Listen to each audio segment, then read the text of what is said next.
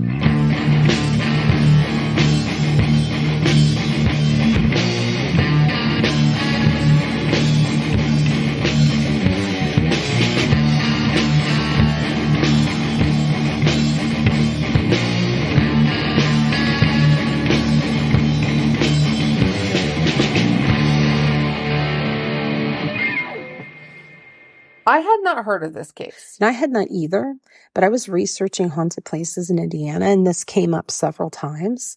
And of course, you know me, I had to start searching and looking up the case. The details of this case are pretty crazy, but all of this is public record. Yeah, I'm really thankful that so many cases are able to be Googled. It definitely helps make things easier. So our story begins on May 28th, 1991. When Daniel Guthrie decides to go fishing with his friend Charles Sweeney. Later that same day, Danny did not return home. Now, the crazy part is that his wife at first was not worried. She just assumed that Danny had decided to stay with his friend and camp out there in the woods. Mrs. Guthrie wasn't worried until Charles Sweeney called her the next morning, and he was inviting Dan to help him check their fishing lines. Shocked, she told him that Danny did not come home the night before. Charles insisted that he had brought Danny home between 4 and 6 p.m. the day prior. That is all the information that Charles Sweeney would give to Mrs. Guthrie. Frustrated, she contacted the police and informed them that Dan was missing. So that's when Clark County law enforcement began an investigation on Dan Guthrie's whereabouts. And of course, they started with Charles Sweeney. On May 29th, 1991, Detective Kramer was assigned to the case. Detective Kramer and other police officers went to Charles Sweeney's home to question him. However, there was nothing suspicious found at that time, so no arrest could be made. Guthrie remained missing at that time. No sign of him or of what could have happened. Just when you thought this case was getting cold, in February of 1992, Charles Sweeney is arrested when it's found that he had placed a bomb under Detective Kramer's car. In a crazy turn of events, Sweeney pleaded guilty to placing the bomb underneath Detective Kramer's car. He then asked the court for a plea deal if he would tell them where Dan Guthrie's body was located, and he also offered to implicate anyone else involved in the crime. We are going to read to you from the court document account of what happened to Dan Guthrie. The Indiana Court of Appeals records are available online. This is an account of what Sweeney told federal authorities. According to Sweeney, On the return trip from the fishing expedition, Sweeney agreed to give Guthrie approximately 150 marijuana plants in exchange for a saddle. Immediately after arriving at Sweeney's home, Sweeney explained to Guthrie where the marijuana plants were located and provided Guthrie with a shovel, 2 buckets, and a 9mm gun for protection. Sweeney claimed that he then went to play bingo at the Sellersburg Moose Lodge and did not see Guthrie again that evening. The next day, May the 29th, 1991, after Guthrie's wife claimed that Guthrie never came home, Sweeney alleges that he went to look for Guthrie and found him dead with a gunshot wound to the head. He also found the 9mm gun that he had given Guthrie the day before, with 1 round missing and an empty shell casing a foot or 2 south of Guthrie's body.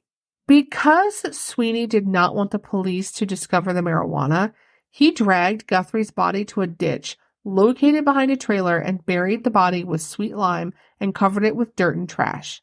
He then threw the shell casings in a creek and placed 1 shoe and a pair of sunglasses in the burn barrel by his trailer. Sweeney also buried the gun in an ammunition can near his home, but at a later date retrieved the gun and had it in his possession for personal protection.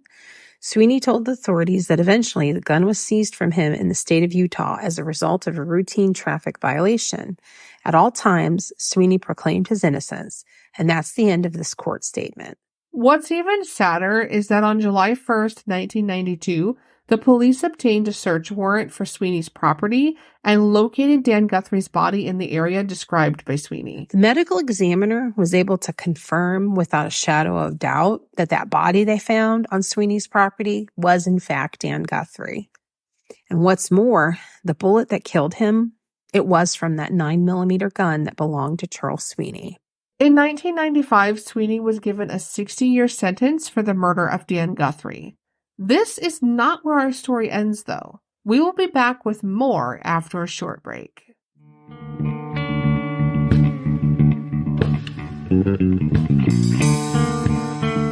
Hey, listeners, in case you didn't know, we wrote a book. Haunted Dearborn County, Indiana is now available at all major retailers. Strange and unusual things lurk behind the calm facade of Dearborn County. Several legends surround the Hill Forest Mansion, the home of one of Aurora's founding families. Many have seen the ghost of a farmer and his mule at Carnegie Hall in Morse Hill. The glowing grave at Riverview Cemetery may connect to the 1941 Agru family massacre. St. Mary's Church Rectory is said to be haunted by the former priest, and the spirits at Whiskey's in Lawrenceburg are not just in the drinks. Several schools in the area echo with the sounds of former students and staff, and numerous local residences house the spirits of former owners who have never left. Join Rebecca and I on a chilling tour from Lawrenceburg to Lawrenceville and beyond. Check out HoosierMythsAndLegends.com for more details. The location where Sweeney buried Dan Guthrie was near the corner of Pixley Knob and Mountain Grove Roads in Henryville, Indiana. Sweeney buried him in a shallow grave there near the woods, and the crazy part is that legend says the hole is still visible. Yeah, there are pictures posted on Indiana Ghost Hunters message board, and they show that hole still being there as of at least 2008. That's just wild to me. Even 2008 is still 17 years later after the murder. And that's just crazy to me. Maybe one of our listeners will be able to confirm if the hole is actually still there. So in 1992, Danny Guthrie was finally laid to rest in the Mount Zion Cemetery.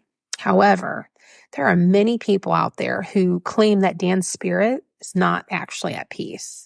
Yes. So on the Indiana Ghost Hunters message board, it's posted that apparently homes in the area where Dan Guthrie was buried by Sweeney have experienced some strange occurrences. It's not only on the Indiana Ghost Hunters board, it's posted on a few websites, and we're going to make sure to include our sources. But the main thing is that they all report sightings of a young man seen walking along the road or just around in that area. Even crazier is that the reports describe Dan Guthrie. And he's always described as having a large, handlebar, bushy mustache. Someone on the message board who knew Dan in real life mentioned his mustache. What I find even more interesting is that the homes in the area, they've all experienced hearing footsteps walking down hallways, They have also experienced objects moving and hearing voices. And the absolute creepiest thing ever is that there was something apparently recorded at Dan Guthrie's gravesite.